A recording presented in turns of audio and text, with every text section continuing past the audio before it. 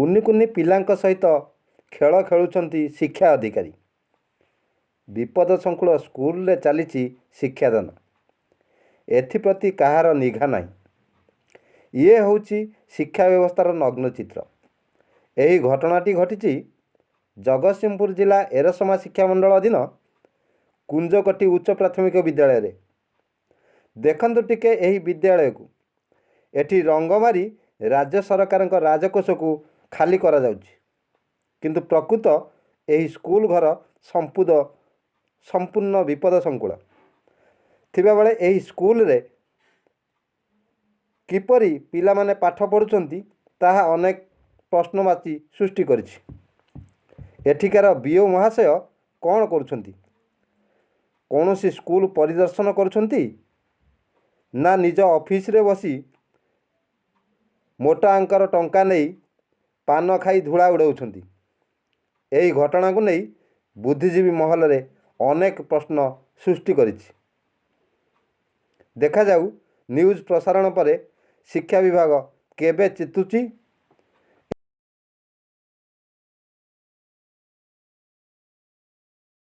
ଖାଇସାରିକି ଉଠୁଛନ୍ତି, ଆମେ ସବୁ ଛିଡ଼ା ହେଇଥିଲୁ। ସେଇ ସମୟରେ ହଠାତ୍ ଛାତର ସ୍ଲାବ୍ ଗୁଡ଼ାକ ଖସି ପଡ଼ିଲା। ମୁଁ ଥିଲି ସେଠି, ଆଉ ମୋ ପାଖରେ ମୋର ସହକର୍ମୀ ଆଉ ଜଣେ ଥିଲେ ଆରତୀ ସ୍ୱାଇଁ। ତାଙ୍କର ବହୁତ କାନ୍ଧ ଏସବୁ ମାଡ଼ ହେଇଥିଲା, ମୋର ମୁଣ୍ଡ ଉପରେ ବି ପଡ଼ିଥିଲା। ଆଉ ଆମେ ସରପଞ୍ଚଙ୍କୁ ଫୋନ୍ କଲୁ, ସେ ସଙ୍ଗେ ସଙ୍ଗେ କମିଟି ମେମ୍ବର ଅନ୍ୟମାନେ ସବୁ ଆସିକି ମେଡ଼ିକାଲ ନେଇକି ଯାଇଥିଲେ। ମେଡ଼ିକାଲ ଦେଖି ସାରିଲା ପରେ ଆମେ ଅଫିସରେ ମଧ୍ୟ ଏବିଓ ସାର୍ଙ୍କୁ ଭେଟିଥିଲୁ। ବିଓ ସାର୍ ନଥିଲେ, ଏବିଓ ସାର୍ଙ୍କୁ ଦେଇକରି ଗୋଟେ ଲିଖିତ ଆକାରରେ ଆସିଲୁ। ସାର୍ କହିଲେ ହଁ, ମୋ ଦ୍ୱାରା ଯାହା ହେଇପାରିବ ମୁଁ ଚେଷ୍ଟା କରିବି। ଆମେ ଆସିଥିଲୁ। କାଲି ସନ୍ଧ୍ୟାବେଳେ ବି ସାର୍ ଫୋନ୍ କଲେ ଯେ ମୁଁ ଟିସିଙ୍କୁ ଡ୍ୟାମେଜ୍ ବୋଲି ଲେଖିଦେଇଛି। ଆଉ ସିଆର୍ସି ଆମର ବି ମୋତେ ଫୋନ୍ କରି କହିଲେ କଲେକ୍ଟରକୁ ମେଲ୍ କରିଛୁ, ଆଉ ଡିଓ ସମସ୍ତଙ୍କୁ ଜଣାସରିଛି ସ୍କୁଲ ଘର ଡ୍ୟାମେଜ୍ ବୋଲି। ତାପରେ ଆମେ ଅନୁରୋଧ କରୁଛୁ, ଆଜି ଯେଉଁ ଆମର ଗ୍ରାମବାସୀ ଆଉ କମିଟି ମେମ୍ବର ମାନେ ଆସିକରି ସକାଳୁ ମନା କଲେ ଦିଦି ଭିତରେ ପିଲା ବସିପାରିବେନି, ଏ ବାହାରେ ତାଙ୍କୁ ବସାଅ, ଆପଣମାନେ ବି ବାହାରେ ବସ। ଆଉ ଏ ଯେଉଁ ଶୀତରେ ପିଲା ଥରୁଛନ୍ତି, ଆମର ପରୀକ୍ଷା ପାଖେଇ ଆସିଲାଣି, ପୂଜା ବି ଆସିଲାଣି, ପିଲା ବ୍ୟସ୍ତ ହେଉଛନ୍ତି। ତେଣୁ ଆମେ ଅନୁରୋଧ କରୁଛୁ, ଆର ତୁରନ୍ତ ସରକାରଙ୍କ ପାଖରେ ଅନୁରୋଧ କରୁଛୁ କିଛି ଗୋଟେ ଜଲ୍ଦି ପଦକ୍ଷେପ ନେଲେ ଆମକୁ ଗୋଟେ ନୂତନ ଗୃହ ତ ସାଂସନ ହେବ, ଆଉ ଗୋଟେ ଗୃହ ଆମକୁ ଜଲ୍ଦି ଦିଆଯାଉ, ଯେମିତି ପିଲାମାନେ ଆମର ଏଇ 3-4 ଦିନ ଭିତରେ କ୍ଲାସ୍ କରିବେ। ନାଇଁ, ଆଗରୁ ଦିଆ ହେଇଥିଲା। ମୁଁ ସେତେବେଳେ ଚାର୍ଜ ନଥିଲି, ଆମର ଦିଦି ଯିଏ ଥିଲେ ସେମାନେ ଦେଇଥିଲେ ଆଗରୁ। ଆମର ସିଆର୍ସି କହିଲେ ଯେ କଲେକ୍ଟରଙ୍କୁ ମେଲ୍ ହେଇଛି ବୋଲି ସେ ମୋତେ ଜଣେଇଥିଲେ, ଆଉ ଡିଓଙ୍କୁ ଜଣେଇଛନ୍ତି। ଆଉ ଏବିଓ ସାର୍ କହିଲେ ଯେ ଆମେ ଡ୍ୟାମେଜ୍ ବୋଲି ଟିସିଙ୍କୁ ଜଣେଇ ଦେଇଛୁ। ହେଇନି, ତେଣୁ ବୋଲି ଯଦି ପିଲାଙ୍କର କ୍ଷତି ହେଇଥାନ୍ତା କ'ଣ ହେଇଥାନ୍ତା?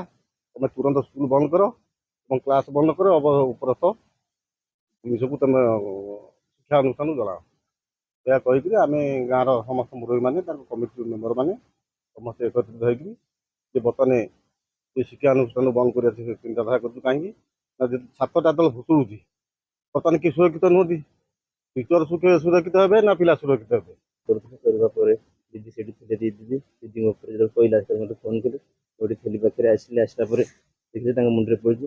ଗୁରୁତର ଅବସ୍ଥାରେ ତାଙ୍କ ମେଡ଼ିକାଲ ନେଇଯାଇଥିଲି। ମେଡ଼ିକାଲ ଗଲା ପରେ ସେ ଡାକ୍ତର ଚେକ୍ କଲା ପରେ ଇଞ୍ଜେକ୍ସନ୍ ଦେଲେ। ତାପରେ ଆମେ ଆଇଲୁ। ଆସିଲା ପରେ ବିଓ ଅଫିସ୍ ଗଲୁ। ବିଓ ଅଫିସ୍ ଗଲା ପରେ ବିଓ ସାର୍ ତ ନଥିଲେ, ଏବିଓ ଥିଲେ।